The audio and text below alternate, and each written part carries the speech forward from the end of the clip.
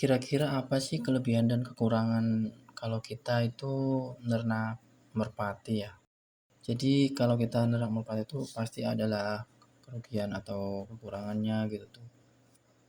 Nah, sekarang kita bahas dari kelebihan kalau kita ternak merpati. Yang pertama itu ya, modal awal itu relatif kecil, ya kan?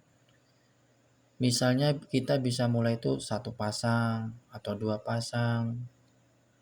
Terus juga kandang juga nggak terlalu mewah juga bisa ya kan. Terus juga bisa dari bahan bekas, misalnya papan bekas, bambu bekas, seadanya aja gitu tuh, ya kan. Nah yang kedua, merpati itu cepat berkembang biak. Nah merpati juga biasanya bertelur itu 1 bulan sekali. Untuk masa ram aja setengah bulan atau 15 hari. Bahkan kalau misalnya kita mau biar cepat, caranya itu kalau anaknya sudah agak ada bulunya gitu ya, kita ambil, kita panen supaya si induknya kawin lagi, nelor lagi, nganak lagi gitu tuh. Amat cepet lah, nggak terlalu lama. Terus juga yang selanjutnya ya, yang keempat itu untuk menjual merpati itu tidak begitu sulit ya. Apalagi merpati balap hias atau merpati konsumsi. Memiliki pasarnya masing-masing ya. Bisa dijual langsung juga atau lewat komunitas, misalnya di grup Facebook, di TikTok atau di WhatsApp gitu tuh. Jadi banyaklah komunitasnya. Masuk aja pada grup itu, kita tawarin, kita posting terus. Bisa di WA, bisa di grup Facebook gitu. Terus yang terakhir nih kelebihannya, nilai jualnya itu tinggi di tipe-tipe tertentu ya. Kalau misalnya di kayak di Jawa, di mana gitu. Apalagi yang ada tempat lomba-lombanya, kayak merpati balap atau merpati hias ya. Itu nilainya itu ratusan ribu atau jutaan gitu tuh per ekornya, tergantung kualitas dan prestasi si merpati tersebut gitu.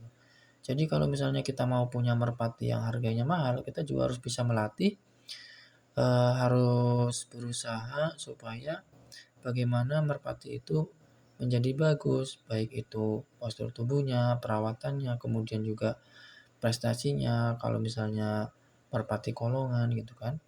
Nah, sekarang kita bahas apa sih kekurangan dari ternak merpati. Tentunya yang pertama itu penyakit ya kan, mudah tertular flu burung, cacingan atau kutu. Terus juga perlu divaksin sebetulnya dan perawatan kebersihan yang rutin. Selanjutnya persaingan pasar, banyak peternak merpati trauma di daerah tertentu ya. Butuh strategi pemasaran dan kualitas unggul untuk bersaing juga gitu. Karena memang merpati ini cepat tumbuhnya, juga banyak penjualnya. Nah, selanjutnya yang ketiga, kotoran tuh bau ya, banyak lagi kotorannya. Apalagi kalau misalnya burungnya juga banyak, berapa pasang gitu, misalnya 10 pasang. Kalau kita tidak kandang itu kadang asal gitu tuh beraknya kotorannya. Kalau kandang tidak dibersihin rutin tuh, itu bisa mengganggu lingkungan sekitar. Kalau bisa ya rajin-rajin lah dibersihin gitu tuh, supaya enak dipandang juga. Terus juga yang keempat, butuh ruangan cukup. Merpati butuh ruangan terbang dan beraktivitas ya, karena memang merpati ini ya suka terbang ke sana kemari. Tapi biasanya kalau misalnya kita kasih makan kenyang gitu tuh, nggak terlalu sih. Terus jika jumlah banyak perlu tempat khusus, tidak cocok di lingkungan padat ya. Jadi kalau di lingkungan kita atau rumah kita tuh banyak rumah-rumah, jadi kadang mengganggu juga, kalau bisa ya di tempatnya yang agak jauh dari rumah. Jadi nggak terlalu rapat gitu tuh sama tetangga. Terus juga yang kelima tuh butuh waktu membangun nama. Jadi kita tuh kalau udah punya nama, misalnya nama grup atau nama merpati kita itu apa gitu tuh, itu akan enak nantinya ya. Jadi ya mungkin itu ya kalau kekurangan atau kelebihan kalau kita mau nanam merpati. Kalau misalnya kita mau mencoba ya nggak apa-apa, mulai aja dari satu pasang gitu tuh. Kalau kayak kita buat para pemula ya, nggak apa-apa tuh beli dulu dari ikan atau yang udah siap produksi, nggak apa-apa buat materi ya. Jadi kita tahu betul kayak gimana cara merawatnya, penjodohannya sampai menelur, mengeram, menetas, sampai gede lagi, terus nganak lagi, gede lagi.